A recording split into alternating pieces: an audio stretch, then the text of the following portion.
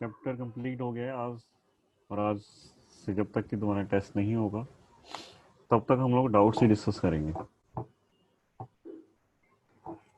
तो पहले डीसी पांडे किया था ना तुम लोगों ने, तो पहले डीसी पांडे बोलना स्टार्ट कर दो। एक फाइल मुझे शेयर कर देना, ये क्वेश्चन बोलते रहना, छोटे क्वेश्चन डायग्राम वगैरह तो भेज देना। बोलिए।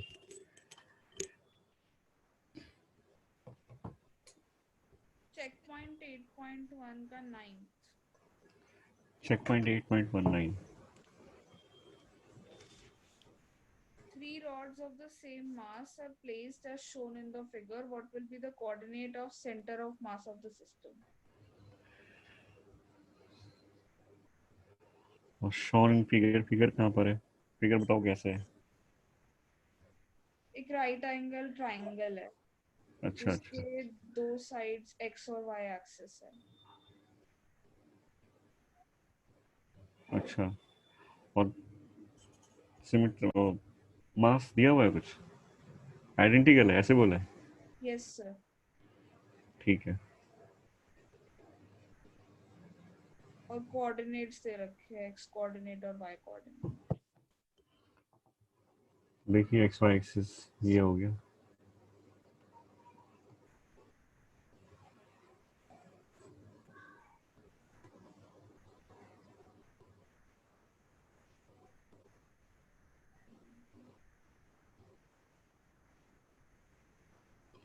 ये ऐसे एल, एल है ना, ये ऐसे भी रखा होगा, ये 0 0। सर वो a और a है l की जगह, कोई a बात नहीं, कॉमा 0 और 0 कॉमा a। ठीक है। ये हो गया ए एल कोमा 0 और ये 0 एल। अब तो एल में आ जाएगा आंसर, ठीक है कोई बात नहीं। यही है ना yes sir. Centre of mass of system? अब देखो इसका सेंटर ऑफ मास जो है, इसका सेंटर ऑफ मास जो वर्टिकल रोड है वाई एक्सिस के अलोंग जो है, इसके सेंटर पर आएगा। हमने कहा भी था कि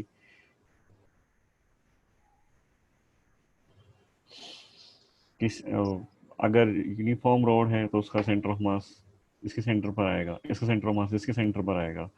और जो ये हाइपोटेन्यूज राइट एंगल ट्रायंगल का ये जो रोड है इसका सेंटर पर आएगा, यहाँ पर सेंटर ऑफ मास आएंगे। तो कोऑर्डिनेट्स लिख सकते हैं हम लोग इन तीनों के। इससे कोऑर्डिनेट क्या होंगे? a/2 and 0। इससे कोऑर्डिनेट होंगे 0 एंड a/2। इस इसके कोऑर्डिनेट्स बताओगे कितने होंगे? जो a/2 comma a/2। a/2 को a/2। तो इसमें क्या प्रॉब्लम, बस हो गया ये। क्या प्रॉब्लम है इसमें? डब्ल्यू ना सर आंसर मैच नहीं कर रहा। मैच नहीं कर रहा है इसका। आंसर में मिसप्रिंट हो जाता है। एक बार मैं देख लूँ कितने हैं। m1 x1 मतलब ma plus 0 plus ma/2 by 3m। Sorry 3m। m मास कितना लिया तुम लोगों ने? 3m नहीं आएगा। मास कितना लिया? मास तो मास आइडेंटिकल है तो m ही ले लिया। नहीं, इसका मास ये लेंथ l है, ये लेंथ l है, ये लेंथ l√2 है। लेंथ सेम थोड़ी ना है। सर लेकिन इसमें पहली स्टेटमेंट में लिख रखा है तीनों का मास सेम है। मास सेम है तीनों का। Yes yes sir. सर। एक मिनट, एक मिनट, तो फिर मैं जो सोच रहा हूँ वो करके देख लूँ क्या एक बार, फिर कंक्लूजन पर पहुंच जाएंगे क्या गलती है ना। एक बार जो मैं सोच रहा हूँ वो l√2, √2 में तो आंसर नहीं है, √2 आ रहा है आंसर में, ये देखो √2 वगैरह आता है। इसका मास मैं कहना चाहता हूँ, अगर ये रोड अगर सेम मटेरियल की बनी हुई है तो इसका मास m, इसका मास m और इसका मास m√2 होगा, मेरा ये मानना है। और ये जो डिस्टेंस है तो ये हो गया m+m+m√2, 2m+m√2। ऐसा तो नहीं है आंसर, देखो। नो सर √2 नहीं है आंसर में। ठीक है, फिर तो ये मास m ही होगा। और तुम लोग ऐसे कर लेना कि करेक्शन कर लो इसमें, और क्या हो सकता है। अगर मास सबका सेम दिया हुआ है और बोला हुआ है तो मास 3m से डिवाइड कर दो उसको, 3m से डिवाइड कर दो। 3ma/2 ऊपर है और 3m नीचे है, तो 3m से 3m कैंसिल। सही है ये। हाँ, तो फर्स्ट कोऑर्डिनेट आया a/2 पर।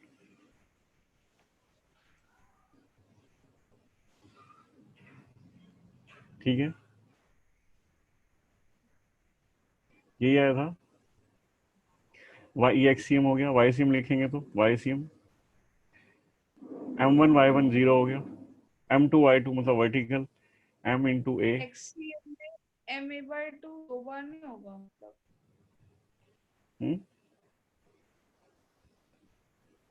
ma/2 और ma/2 ये होगा ऐसे,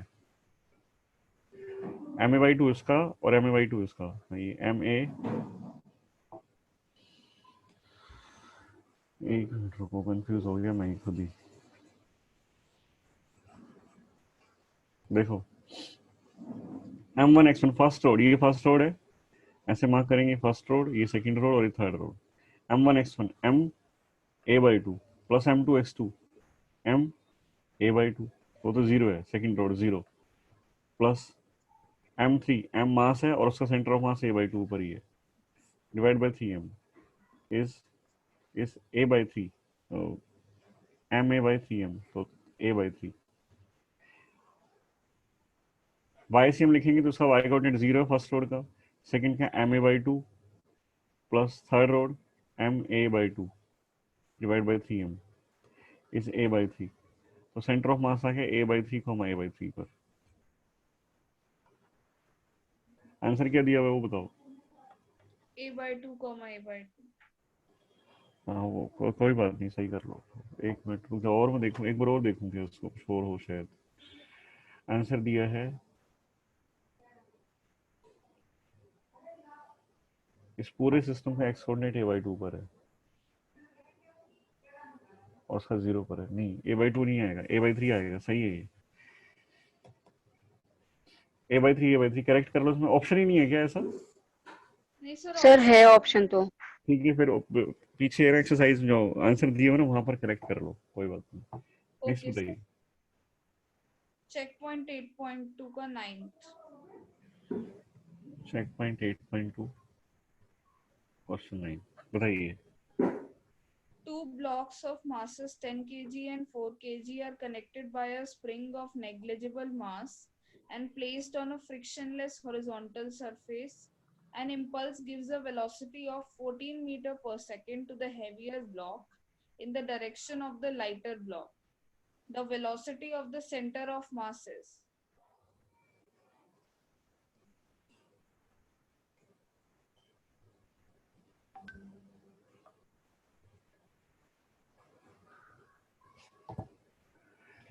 m1 m2 10 and 4 ऐसे है ना, m1 is 10, Yes, sir. m2 is 4,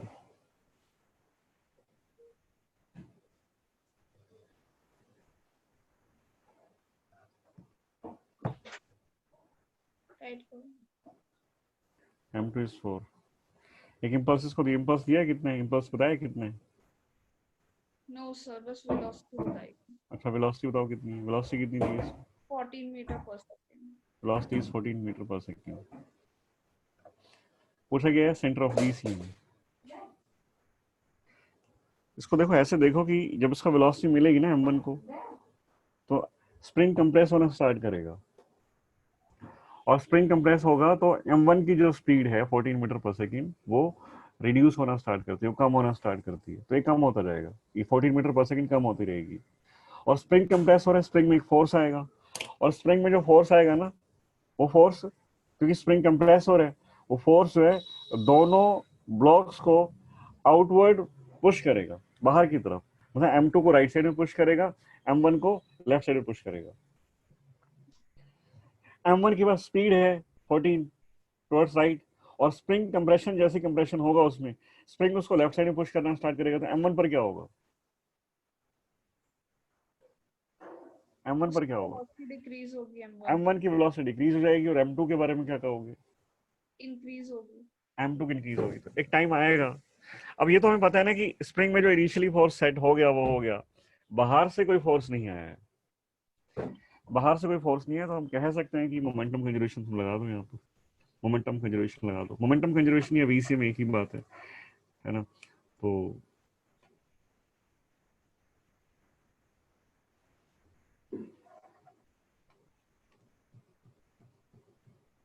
लिखते हैं पहले जो इसको m1 v स्टार्टिंग में तो ये है, और बाद में दोनों क्या पूछा लास्ट में, पूछा कि वेलोसिटी ऑफ सेंटर ऑफ मास।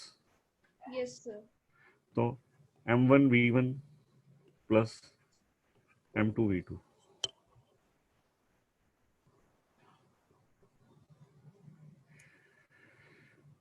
तो m1 कितना है तुम्हारा, m1 10 है, सॉरी, तो ये हम लिख देते हैं 10v is equal to 10v1 plus 4v2. 4v2, equation number 1 है।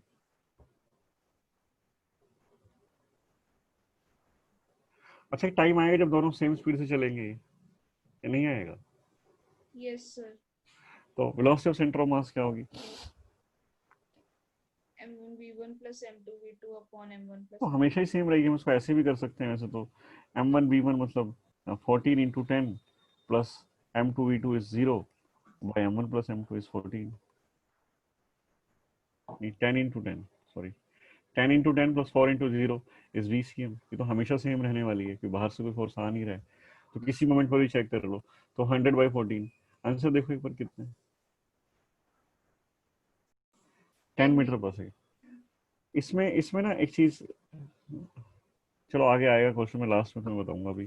तो ये VCM तो हमेशा कांस्टेंट रहने वाला है, तो इनिशियल मोमेंट पर ही निकाल लो। जब उसने मूव करना स्टार्ट नहीं किया m2 ने, m1 जब इनिशियली मूव करना स्टार्ट किया था तब भी सेम रहेगी वेलोसिटी सेंटर ऑफ मास। तो एक टाइम आएगा कि m1 की स्पीड जो है रिड्यूस कर जाएगी, m2 कुछ वेलोसिटी गेन कर चुका होगा, तब भी वेलोसिटी सेंटर ऑफ मास तो 10 आने वाली है। हालांकि इन दोनों की वेलोसिटी चेंज हो जाएगी, पर सेंटर ऑफ मास की स्पीड हमेशा 10 रहेगी, वो चेंज नहीं होगी। ठीक है, नेक्स्ट बताइए। question. सर 8.2 का क्वेश्चन नंबर 6। 8.2 बोलिए। Two balls of equal mass are projected from a tower simultaneously with equal speeds, one at angle above the horizontal and the other at the same angle below the horizontal. The path of the center of mass of the two balls.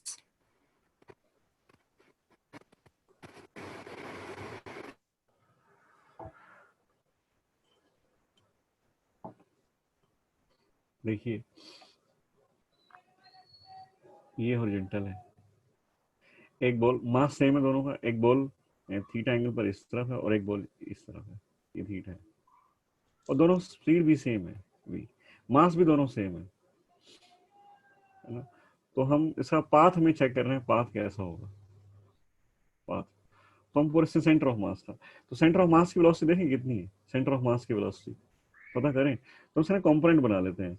इसे component ये x axis मान लेते हैं, Y axis मान लेते हैं, ये x axis. तो कंपोनेंट आएंगे इसके v cos थीटा और दूसरा कंपोनेंट v sin थीटा, और इसके जो डाउनवर्ड जो वेलोसिटी है, हॉरिजॉन्टल से जो नीचे की तरफ वेलोसिटी आ रही है, इसका एक कंपोनेंट इधर आएगा v sin थीटा, और एक कंपोनेंट तो इसका भी इधर ही आएगा v cos थीटा। तो मैं VCM velocity of centre of मास का x coordinate, velocity of centre of मास का y कोऑर्डिनेट, मैं ये लिखना चाहता हूँ। बताओ कितना होगा VCM along x axis, velocity of centre of mass along x axis, बताओगे? बोलो शाबाश। v cos theta. m1v1 मतलब मास टाइम है, v1 कितना, first velocity along x axis is v cos theta, plus m2v2 is again same, divide by total mass 2m, it becomes v cos theta. ऐसे इसको देखो, इसमें एक वेलोसिटी अपवर्ड है v sin theta, v1 upward है तो एक downward है, ये पॉजिटिव y है नेगेटिव y है, तो हम लिखेंगे m v sin theta first m1 v1 along y plus m velocity downward में तो minus v sin theta by 2m is 0। 0. तो हमें क्या दिखाई दे रहा है, अब तुम कुछ मत देखो, तुम ये देखो कि सेंटर ऑफ मास जो है इनका, सेंटर ऑफ मास को जो वेलोसिटी मिलती है, ये सेंटर ऑफ मास है, बॉल इधर गई और इधर गई, हटाओ उसको, हमें मतलब नहीं है, हमें सेंटर ऑफ मास देखना है।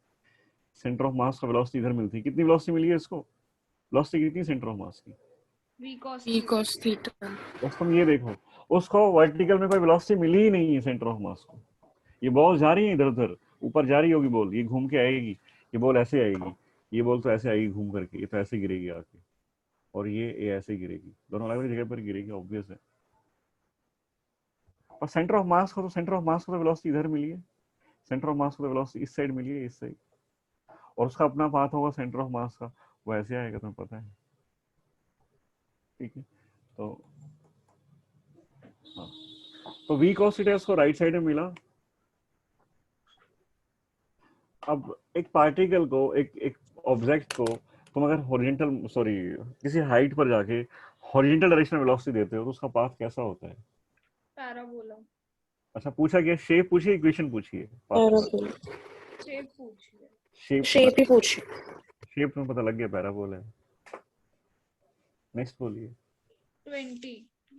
सर उससे पहले 13। So is question number 11. 11। अभी 8.2 जब क्रॉस कर लो ना, मतलब तुम्हारे सारे डाउट्स तो बताना मुझे ना, मैं सारे अभी 8.2 में ही मान रहा हूँ। 11। A meter stick is placed vertically at the origin on a frictionless surface. A gentle push in positive x direction is given to the topmost point of the rod. हाँ जी, When it has fallen completely, x coordinate of the rod is at.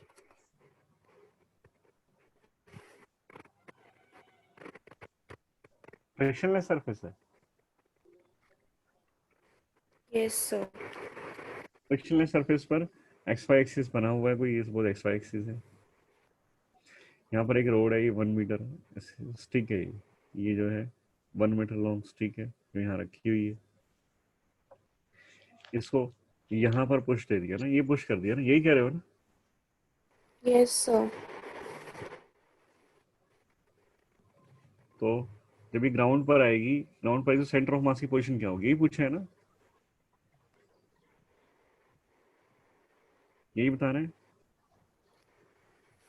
Yes sir. देखिए अगर ये road fix कर दें, इसका lower and अगर fix हो, तो लोअर एंड अगर फिक्स हो जाए तो ये रोड ऐसे आके गिरती है यहाँ पर, और रोड शायद तुम्हें ऐसे दिखाई देगी, ऐसे दिखाई देगी।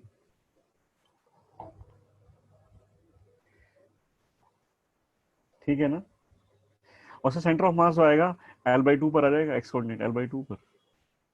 ठीक है, सेंटर ऑफ मास का एक्स कोऑर्डिनेट कहाँ आएगा? Yes, sir. L/2 पर अभी लोअर एंड फिक्स नहीं है, उसने कहा फ्रिक्शनलेस है, तो लोअर एंड भी मूव ही करेगा, मतलब ये रोड इस तरफ जाएगी, लोअर एंड भी इसका मूव करेगा और अपर एंड भी मूव करेगा।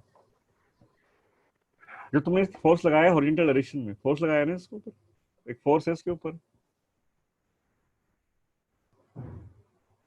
एक फोर्स है हॉरिजॉन्टल डायरेक्शन में, यस सर, पुश किया है अपर एंड। तो उसकी वजह से इसके पास acceleration of centre of mass होगा।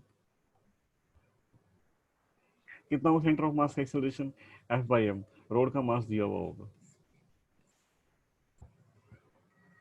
ये पूरी रोड जो है एक्सेलरेशन में मूव कर जाएगी।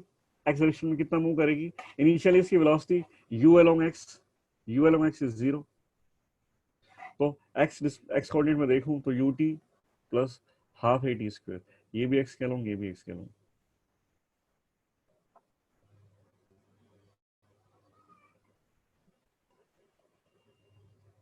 तो u तो 0 है, प्लस हाफ F/m t², ये x कोऑर्डिनेट है, ये x कोऑर्डिनेट है इसके सेंटर ऑफ मास का। इतना मूव करेगी रोड, अगर ये नहीं गिरेगी तो भी। बात है कि नीचे गिरी तब तक कितना आ गया, तो मतलब बात ये है, मैं दोबारा बोलना क्वेश्चन क्या है। बाहर से जो फोर्स है वो mg है। देखो सेंटर ऑफ मास यहाँ पर है, ये सेंटर ऑफ मास है, सेंटर ऑफ मास दिखाई दे रहा है तुम्हें, ये Yes, सेंटर ऑफ sir. मास है। सेंटर ऑफ मास इस पूरी रॉड के ऊपर, ये फोर्स नहीं है, ये फोर्स हमने क्वेश्चन को मैंने गलत समझा, फोर्स F मैंने लिख दिया, फोर्स इसको है ना एक बार थोड़ा डिस्टर्ब कर दिया, इसको ऐसे बोलना चाहिए था, इसको डिस्टर्ब कर दिया उसकी वर्टिकल पोजीशन से, तो ये रॉड ऑब्वियस है कि नीचे आके गिरेगी। तो मैं ये पूछना चाह रहा हूँ कि इसके ऊपर जो एक्सटर्नल फोर्स है वो कौन सा है? इस पर एक ही फोर्स है जो काम करता है, एक्सटर्नल फोर्स ये है, और एक है वर्टिकल में, तुम देखोगे तो वर्टिकल में एक नॉर्मल और मिल सकता है तुम लोगों को। फ्रिक्शन नहीं है, नो फ्रिक्शन। फ्रिक्शन अगर होता तो हॉरिजॉन्टल डायरेक्शन में होता, फ्रिक्शन अगर होता तो फ्रिक्शन फोर्स इज 0, फ्रिक्शन होता तो हॉरिजॉन्टल में होता। मैं कहता हूँ कि एक एक्सटर्नल फोर्स सिस्टम के ऊपर काम करता है और वह वर्टिकल डाउनवर्ड एमजी है। इसका मतलब सेंटर ऑफ मास जो मूव करेगा ना, तो सेंटर ऑफ मास कुछ ऐसे मूव करेगा सर वर्टिकल के अलोंग, हॉरिजॉन्टल के अलोंग मूव ही नहीं करेगा। ये बात समझ में आ रही है?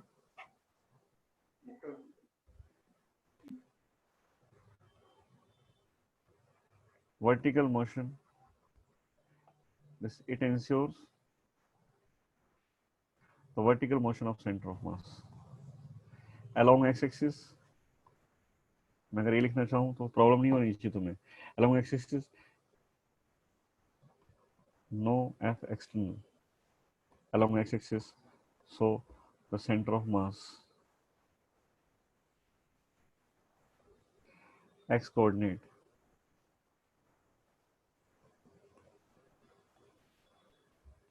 will remain at same position,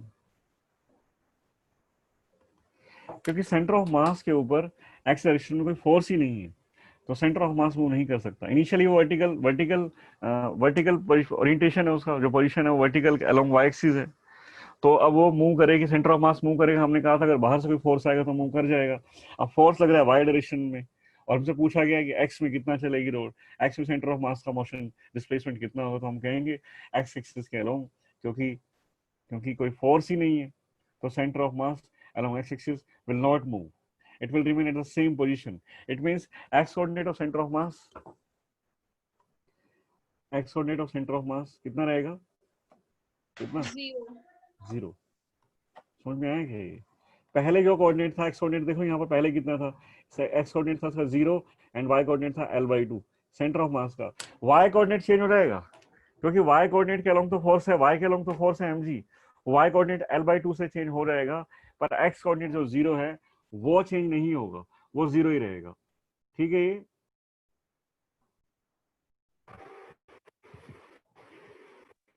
Yes, sir.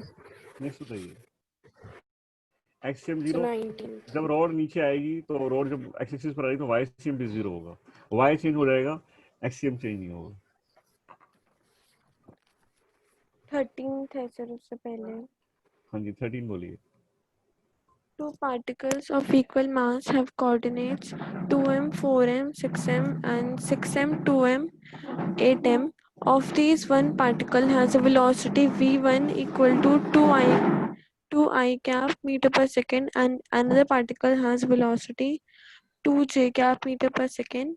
At time t equal to 0, the coordinate of the center of mass at the time equal to 1 second will be मास कितने 6m and 2m। मासेस क्या है? सब masses equal है। Particle 2 है। Yes sir। तो masses के coordinates दिए हुए हैं। अच्छा मासेस के कोऑर्डिनेट्स हैं, ठीक है एक मिनट में। मासेस दोनों मास सेम है ना? मैं सिस्टम बना लेता हूँ एक बार। दोनों मास सेम है।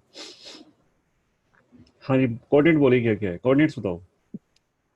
2m, 4m, 6m and 6m, 2m, 8m। एक मिनट आराम से। 2m 4m, हाँ जी 6m। ये फर्स्ट पार्टिकल के कोऑर्डिनेट्स है ना? Yes sir। सेकंड पार्टिकल के कोऑर्डिनेट क्या है? 6m, 2m and 8m। अच्छा दोनों की वेलोसिटी ये दी है, v1 is 2i cap and v2 is 2j cap, यही ना? Yes sir। t equals to 1 second पर position of center of mass, Coordinate of center of mass। हाँ तो xcm ycm zcm coordinates of center of mass। Acceleration कितना है system में बताओगे? Accelerate कर रहे हैं क्या ये?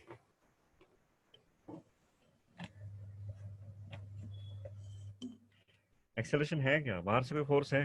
कोई फोर्स गिवन है क्या? No, sir. तो देखिए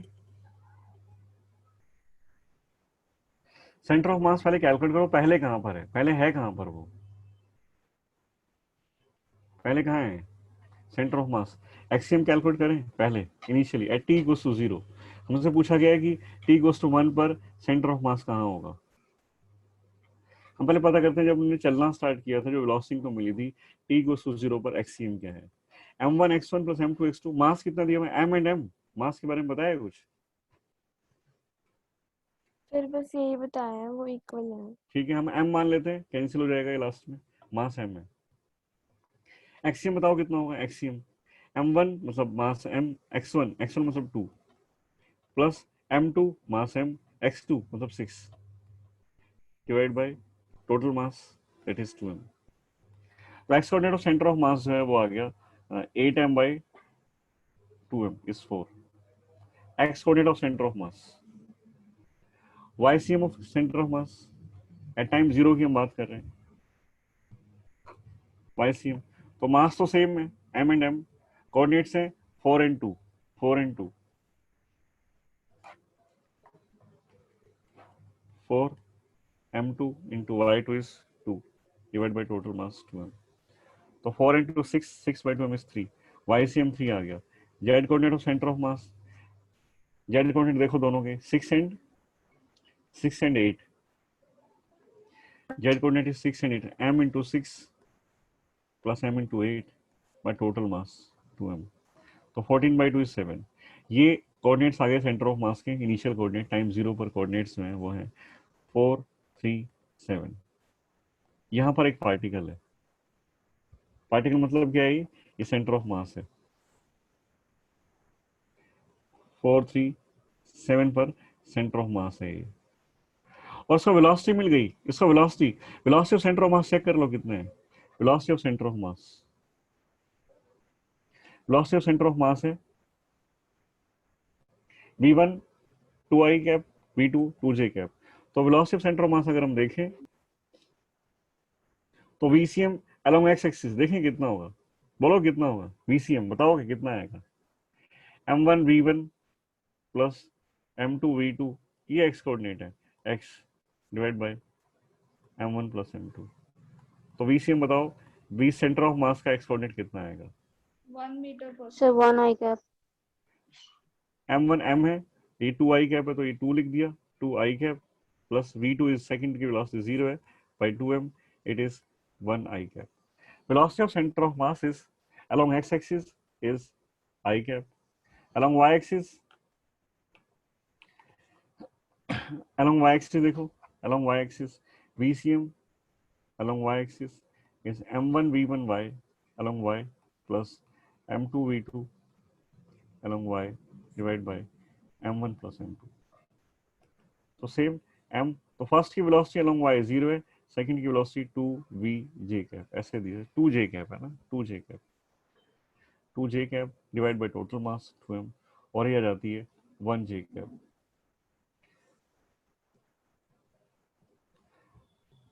सेंटर ऑफ मास की पोजीशन ये है 4 3 and 7, और वो चलना स्टार्ट करता है, चलना स्टार्ट करता है with velocity of velocity of center of mass along x axis is I cap, velocity of center of mass along z axis is j cap, मतलब 1 metre per second, 1 sir metre y axis होगा ना, y axis, and velocity of center of mass along z axis is 0। वो z के along move ही नहीं करता है, मतलब ये पार्टिकल जो है सेंटर ऑफ मास जो है चलना स्टार्ट करता है, चलना स्टार्ट करके किसी टाइम पर पहुंच जाता है वो यहाँ पर, और चलता हुआ कुछ ऐसे है कि एक्स के अलॉन्ग मूव करेगा, वाई के अलॉन्ग मूव करेगा, जेड के अलॉन्ग मूव नहीं करेगा। इसका मतलब क्या हुआ, जेड कोऑर्डिनेट कितना आएगा, जेड के अलॉन्ग तो मूव ही नहीं कर रहा है, जेड के अलॉन्ग मूव नहीं करेगा तो जेड कोऑर्डिनेट सेम रहेगा, that is 7। Along x axis इसका कोऑर्डिनेट पहले कितना था, इसका कोऑर्डिनेट पहले कितना था 4, एक सेकंड के बाद वो अब से चलना स्टार्ट किया, अलॉन्ग एक्स एक्सिस वो चलता है, कितना चलता है 1 metre per second, along x axis कितना चला जाएगा, कितना डिस्प्लेसमेंट कवर करेगा वो, डेल्टा एक्सियम कितना, एक सेकंड में कितना ट्रेवल कर जाएगा along x axis, 1 meter। Sir 1 metre. 1 metre, तो 4 पर था वो पॉजिटिव वेलोसिटी, पॉजिटिव डायरेक्शन में 4 पर था वो पहले, 1 मीटर और चला गया पॉजिटिव में, तो 5, x coordinate is 5, y coordinate 3 है, y कोऑर्डिनेट 3 है, सेंटर ऑफ मास ने मूव करना स्टार्ट किया with speed of 1 metre per second along y axis, that means delta ycm is also 1 metre. Delta y C M is also 1 metre. तो क्या लिखोगे, ये भी पॉजिटिव वेलोसिटी, पॉजिटिव जे है, मतलब 3 पहले था उसका कोऑर्डिनेट, 1 मीटर और मूव कर गया सेंटर ऑफ मास, कितना हो गया? 4. 547 are the coordinates of center of mass at t equals to 1 second. At t equals to 0, the coordinate is 437, and at t equals to 1 second, coordinate of center of mass will be 547. The z coordinate will remain same because there is no velocity along z component, z axis of the center of mass. समझ में आया? Yes, sir. Next बताइए। So 19th.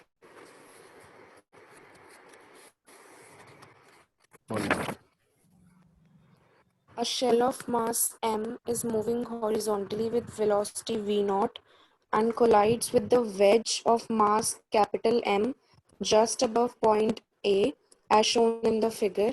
As a consequence, wedge starts to move towards left and the shell returns with a velocity in xy plane. The principle of conservation of momentum can be applied for. 4 option दिए हुए हैं। Yes, sir. उसने वैज को hit किया है ना, option क्या क्या किस बारे में पूछा गया, बताओ क्या पूछा है? System m plus m along any direction. System m plus m along vertical, along horizontal, and none of the above. इसकी फोटो भेजो उसकी, कोलिजन कैसे हुए। Yes, sir.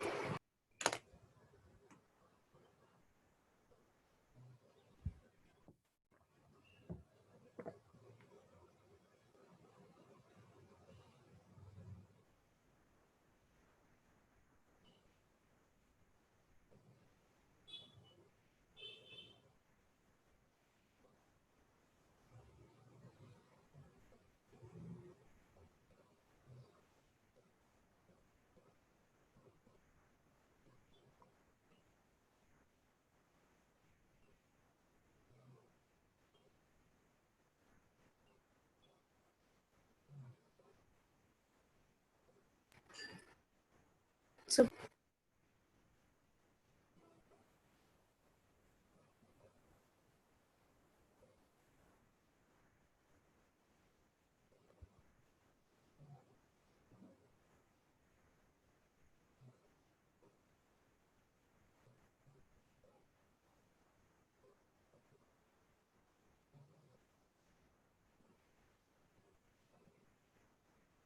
भेज दिया क्या?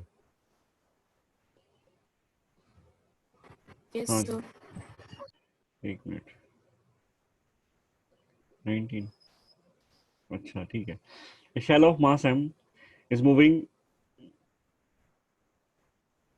with a velocity v naught and collides with the wedge of mass m just above the point A, the ground से just ऊपर थोड़ा सा, ठीक है।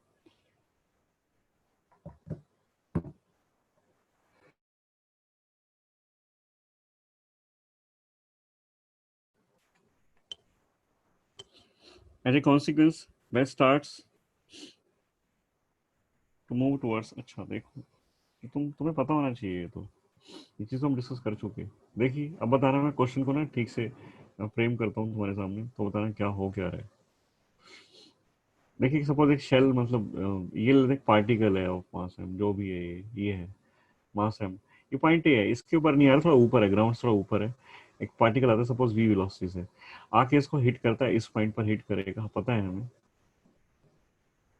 तो तुम्हें क्या लगता है कि पार्टिकल किस साइड जाएगा, जाएगा किस साइड? तुम्हें क्या बिफोर कोलिजन सिचुएशन ये है कि रेस्ट पर है, तुम्हें क्या लगता है कि पार्टिकल किस साइड जाएगा?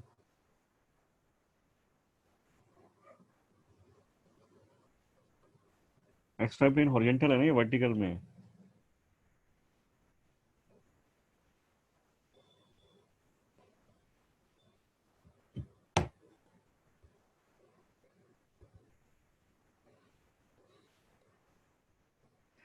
हाँ जी बताओ किधर जाएगा ये? So right side. नहीं, जब ये दोनों कांटेक्ट में आएंगे तो एक दूसरे पर फोर्स लगाएंगे ना। ये कांटेक्ट में आए इस पॉइंट पर, सपोज इस पॉइंट पर कांटेक्ट में है तो फोर्स लगेगा। किस साइड फोर्स लगाएगा ये? Yes. Perpendicular to the surface of wedge. Surface के ऊपर इस तरफ एक फोर्स लगेगा ऐसे, तो पार्टिकल इस तरह फोर्स लगाएगा तो हम इसकी वेलोसिटी, मैंने कहा था कि लाइन ऑफ इम्पैक्ट के अलोंग देखो हमेशा, मतलब इस लाइन के अलोंग जो है ना वेलोसिटी चेंज होगी, बस जो पैरेलल टू द वेज होगी वो तो सेम रहेगी, लाइन के अलोंग वेलोसिटी चेंज होगी।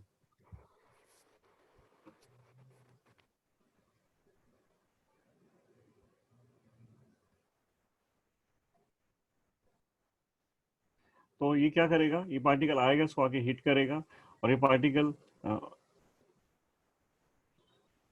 ऐसे आया ना, ये ऐसे जाएगा इस तरफ, ये नॉर्मल हो गया, नॉर्मल के अलोंग जितने एंगल पर आया, इलास्टिक कोलिजन हुआ तो जितने पर आया उतने पर ही चला गया, थीटा थीटा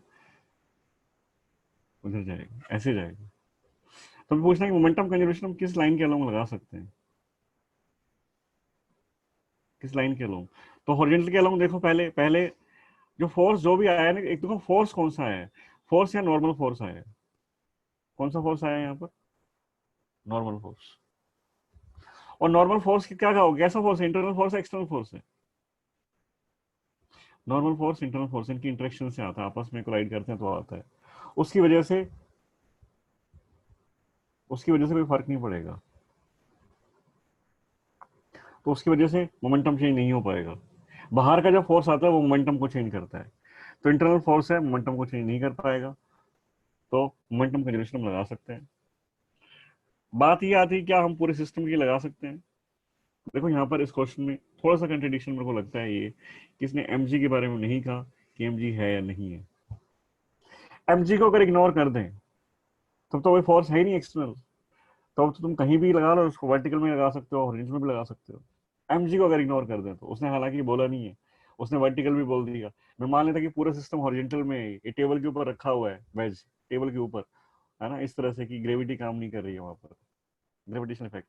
अगर एमजी एमजी के बारे में हालांकि कहा नहीं है, तो एक पॉइंट है यहाँ पर मेरे पास, तो मैं इसको साइड में रखता हूँ, ये बाद में देखेंगे। तो एमजी को अगर इग्नोर कर दें तो एमजी नहीं है, तो initial momentum along x axis जो भी है एक्स के अलोंग। अच्छा, एमजी जो है वो किसके अलोंग है, एमजी किसके अलोंग है? Y के along. एमजी जो है वो वाई के अलोंग है, एफ एक्सटर्नल जो है वो एमजी है। तो उसका मतलब ये हुआ कि मोमेंटम जो चेंज हो सकता है किसी का भी, वो वाई के अलोंग हो सकता है। किसके अलोंग हो सकता है? वाई के अलोंग। एक्स के अलोंग तो कोई प्रॉब्लम ही नहीं है, एक्स के अलोंग कोई फोर्स ही नहीं है, तो अलोंग हॉरिजॉन्टल तुम मोमेंटम कंजर्वेशन लगा सकते हो पूरे सिस्टम के ऊपर। Along horizontal m plus m पर तुम सिस्टम पर लगा सकते हो हॉरिजॉन्टल के अलोंग, पर वर्टिकल के अलोंग नहीं लगा पाएंगे। अलोंग एनी डायरेक्शन, क्योंकि अलोंग एनी डायरेक्शन भी बोल देते हैं हम लोग, अगर ऐसा हो जाता कि ग्रेविटी ना होती तो यहाँ ग्रेविटी आ गई तो वाई के एम जी को कंसिडर करते हैं, तो वाई के अलोंग नहीं लगा सकते क्योंकि एक्सटर्नल फोर्स आ गया। एक्सटर्नल फोर्स आएगा तो मोमेंटम चेंज कर देगा, मोमेंटम कांस्टेंट नहीं रहेगा वाई के अलोंग, और किसी और डायरेक्शन में उसका इन्फ्लुएंस जाएगा।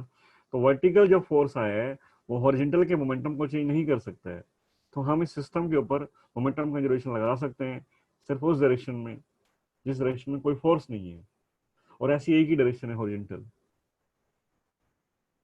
है ना, एक ही डायरेक्शन ओरिएंटेड, बाकी सब डायरेक्शन में फोर्स है नहीं, बाकी सब डायरेक्शन में फोर्स। Yes, sir. सब एग्री करते हो इस बात से, एक लाइन है वर्टिकल में एमजी है, तो इसमें इसमें नो फोर्स, इसमें तो एमजी आएगा।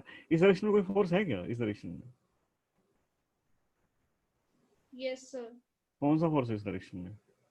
Component आएगा. एमजी का कंपोनेंट आ जाएगा, एमजी का कंपोनेंट सिर्फ हॉरिजॉन्टल में नहीं जा सकता, बाकी सब जगह आएगा वो।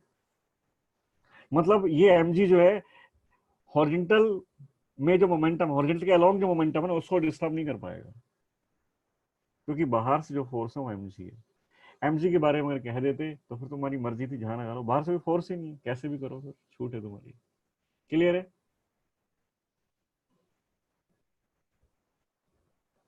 Yes, sir. आगे आ Yes. जाए, नेक्स्ट बोलिए। Question number 20.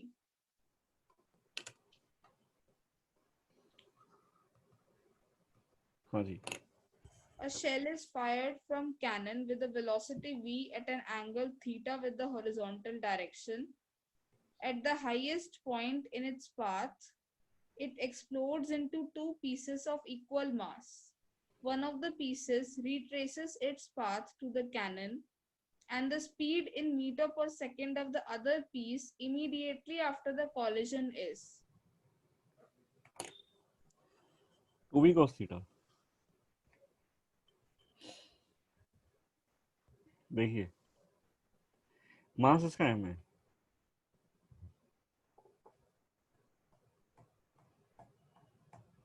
जब टॉप मोस्ट पॉइंट पर है ना, जब अपनी टॉप मोस्ट पॉइंट पर है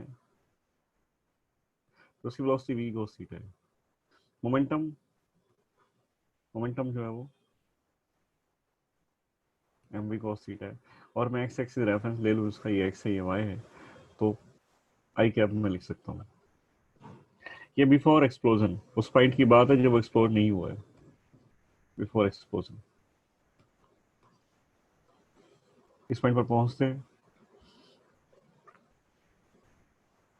एक मास हो गया m/2, एक मास हो गया m/2, और ये रिट्रेस करता है अपने पाथ को।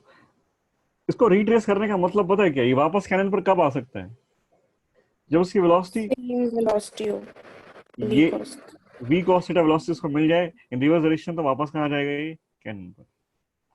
और ये तो पता नहीं कहाँ गया, इसकी वेलोसिटी मेरे को पता भी नहीं है, मैंने मान लिया इसकी वेलोसिटी है v1 या v जो हमें कैलकुलेट करना है, ये कैलकुलेट करना है, दूसरे की वेलोसिटी क्या होगी मेरे को पता भी नहीं है, तो मैं लिखता हूँ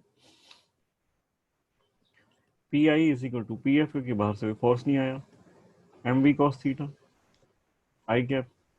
फाइनल मोमेंटम m/2 का लिखें, m/2 का जो फर्स्ट पाथ है, जो पार्टिकल जो पीस है जो रिट्रेस करता है, उसका मोमेंटम बताओगे मुझे, m/2 v cos theta minus I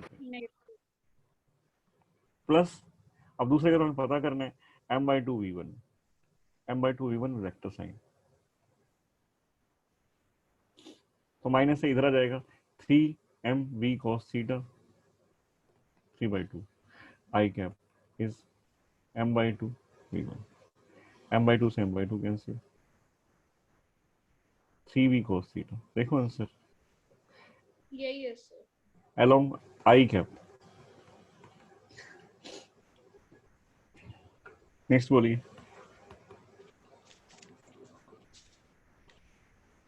check point 8.3 का थर्ड। हाँ जी। A ball hits the floor and rebounds after an inelastic collision. In this case,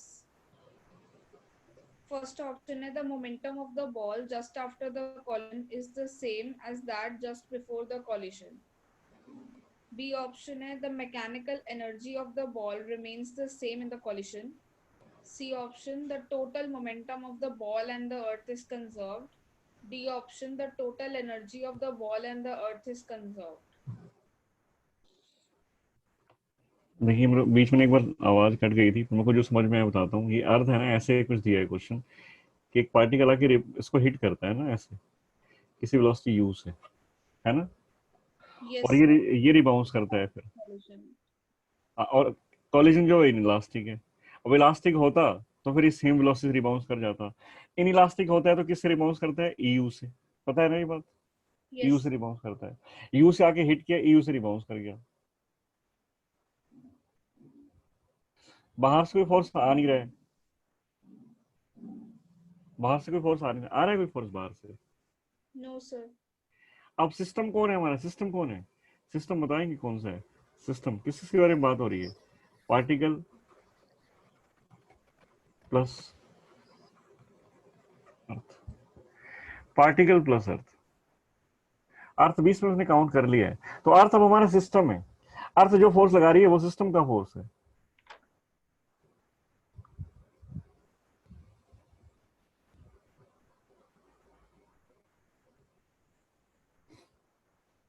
दूसरी बात, कॉलिजन कैसा है, ये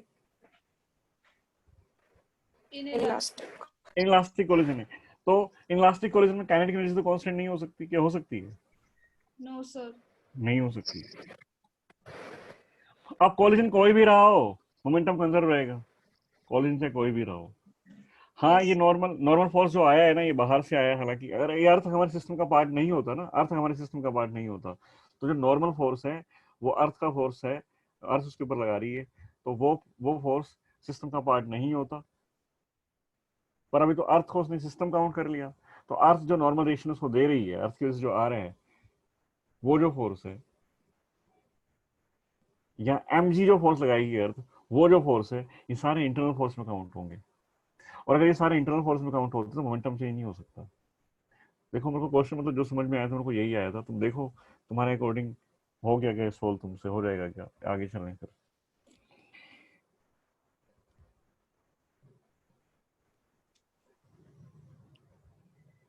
बताओ, स्टेटमेंट बोल दो दोबारा, अदरवाइज मुझे लगता है कंफ्यूजन है तो अब भी। सर सी ऑप्शन ये तो समझ में आ गया कि मोमेंटम कंजर्व्ड है बॉल एंड अर्थ का, बट हाँ, डी ऑप्शन भी तो हो सकता है। डी के ऑप्शन बताओ क्या है D. Energy of the ball and the earth is conserved. कौन सी एनर्जी? Total energy. देखो ऐसा होता है कि जब कोलिजन होता है ना, तो जो इनलास्टिक बोल दिया ना, तो वो लॉस बोल रहे हैं, लॉस हो गया एनर्जी का, है ना। लॉस किसमें हुआ? साउंड में। हो सकता है वहां पर स्पार्किंग हो गई हो सकता है वहां इलेक्ट्रोमैग्नेटिक रेडिएशन निकली हो सकता है, बहुत सारी बातें हो सकती है। तो टोटल के बारे में इसलिए नहीं कहते। हाँ, तो मैकेनिकल एनर्जी, ऑफ एनर्जी नहीं लगेगा फिर यहाँ पे? नहीं लगेगा, नहीं मैं ये नहीं कह रहा हूँ कि अब सपोज वहां पर ना स्पार्किंग हो गई, या स्पार्किंग हुई तो फिर क्या हुआ, स्पार्क तो मैं एक मिनट के लिए स्पार्किंग दिखाई दी, लाइट थी वो, और लाइट गायब हो गई, तो चली गई ना वो, तो वो अब अर्थ के पास भी नहीं है, वो बॉल के पास भी नहीं है, समझ रहे ओके। हो। तो अर्थ का भी, अर्थ और बॉल की कुछ एनर्जी कम हो गई, वो साउंड में कन्वर्ट हो गई, अब साउंड तो चला गया। अब वो जो साउंड एनर्जी थी वो ना तो अर्थ के पास बची है, ना वो बॉल के पास बची, तो है किसके पास? वो गई, कम हो गई ना, कम तो हुई है, कम तो हुई ओके है। सर। तो मैकेनिकल एनर्जी के बारे में बात करें तो वो कांस्टेंट रह जाएगी। मैकेनिकल एनर्जी मतलब क्या होता है हमारा? Kinetic plus potential. पोटेंशियल, जो बॉडी की शेप है, शेप की वजह से। तो यहाँ पर वही कहना चाह रहे हैं, ठीक है। चलिए नेक्स्ट बताइए। 7th, हाँ जी, बोलिए। the collision of two balls of equal masses takes place at the origin of coordinates. Before collision, the components of velocities are Vx equal to 50 centimeter per second, Vy equal to 0, and Vx equal to minus 40 centimeter per second, and Vy equal to 30 centimeter per second. The first ball comes to rest after collision. The velocity of the second ball are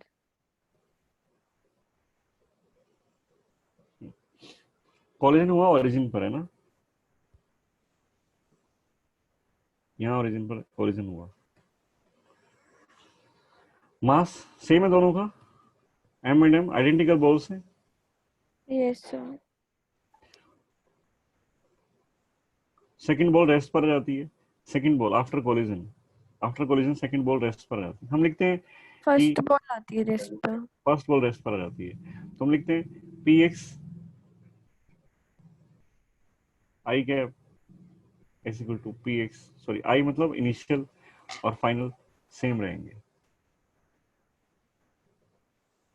ठीक है। तो momentum along X X दोनों ball का लिखेंगे तो होगा m1 v1 plus m2 v2, ये है initial before collision, m1 v2 m2 v2, sorry m1 v1 v1 prime and v2 prime, ये है फाइनल मतलब आफ्टर कॉलिजन। और ये सारी बातें जो मैं कर रहा हूँ ये एक्स एक्सिस के लिए कर रहा हूँ अभी, ये एक्स एक्सिस है, x momentum x momentum, m1 मास m है, v1 बताओ कि इनिशियली बिफोर कॉलिजन v1 कितना है, बिफोर कॉलिजन v1 प्लस 50।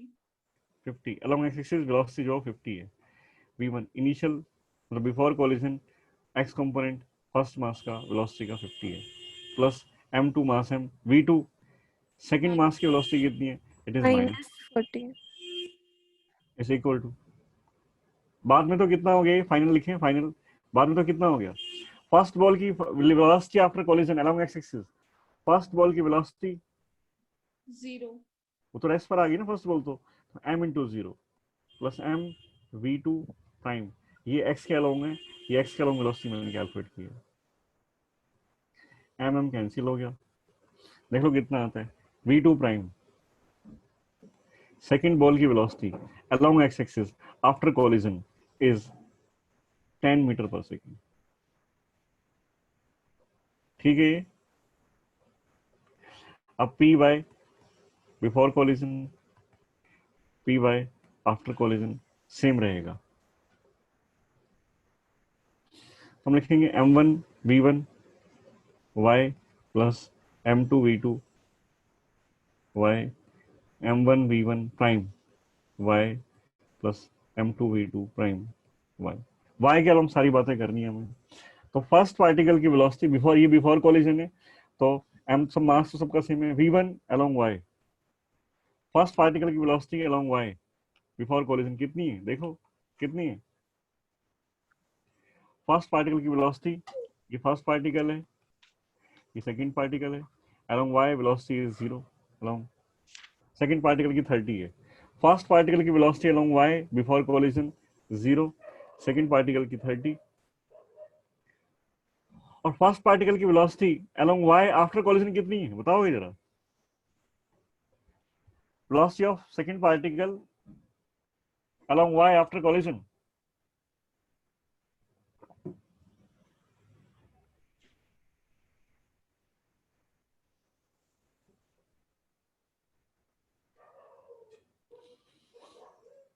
उन्होंने कहा था कि first particle after collision rest पर आ जाता है. Yes. After collision first particle rest पर आ जाता है. इसका मतलब क्या हुआ? फर्स्ट पार्टिकल की velocity along y after collision is 0 plus m2 v2 prime y. m2 मतलब m ही, तो ये 0 हो गया. m सारे कैंसिल हो गए, ये हो गया 30. तो v2 प्राइम सेकंड पार्टिकल की वेलोसिटी, तो velocity of second particle is 10 meter per second along x-axis and 30 meter per second along y-axis.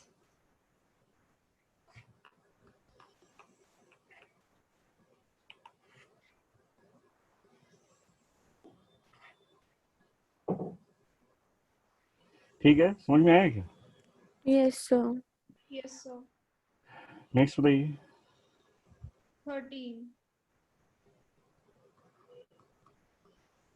हाँ जी.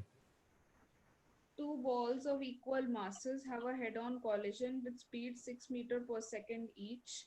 If the coefficient of restitution is 1/3, the speed of each ball after the impact will be. Sir इसका answer मेरा match नहीं कर. Momentum कितने हैं इसका पता है क्या? मोमेंटम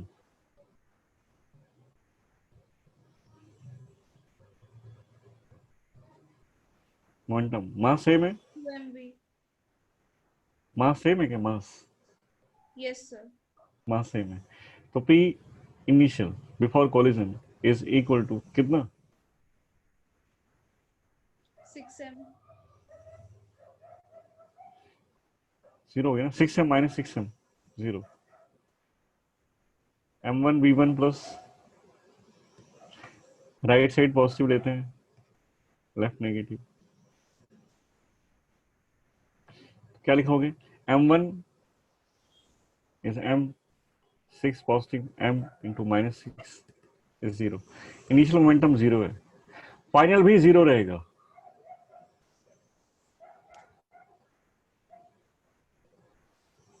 फाइनल भी 0 रहेगा.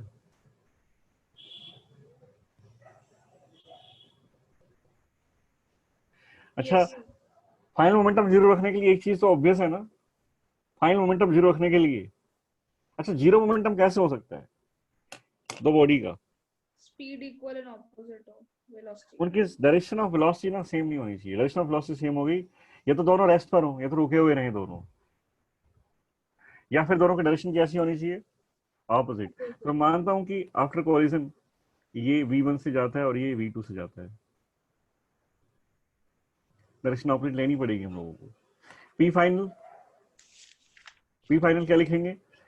Minus mv1 plus mv2. ठीक है ये. Yes, sir. और ये जो है 0 के इक्वल है. फाइनल मोमेंटम भी 0 होना चाहिए. तो यहाँ से आता है mv1 is equal to mv2, और यहाँ से रहता है कि v1 जो है, उन दोनों का मैग्नीट्यूड सेम है, डायरेक्शन सेम है, डायरेक्शन तो ऑपोजिट, हम कंक्लूड कर चुके हैं ये बात, तो मैग्नीट्यूड सेम है। कैलकुलेट क्या करना था? Speed of each ball after impact. E, velocity of separation or velocity of approach.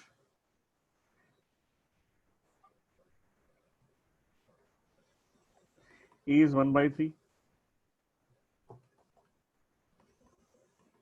Velocity of separation देख रहे हो कितनी है?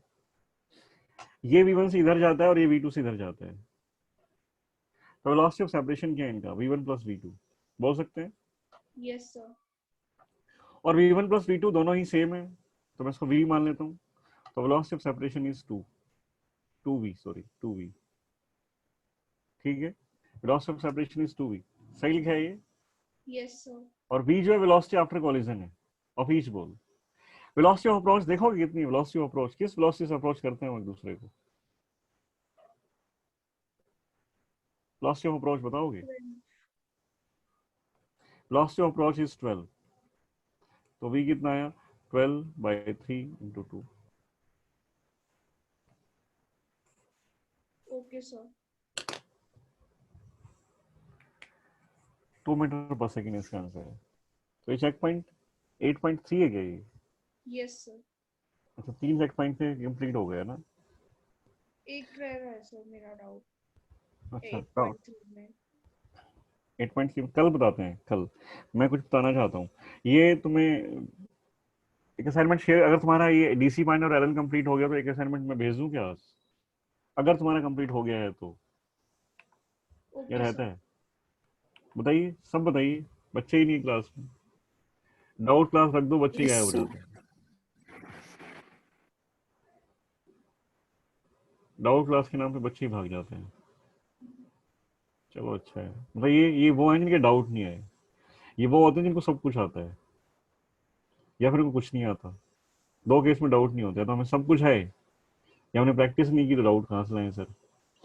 ये वो लोग हैं।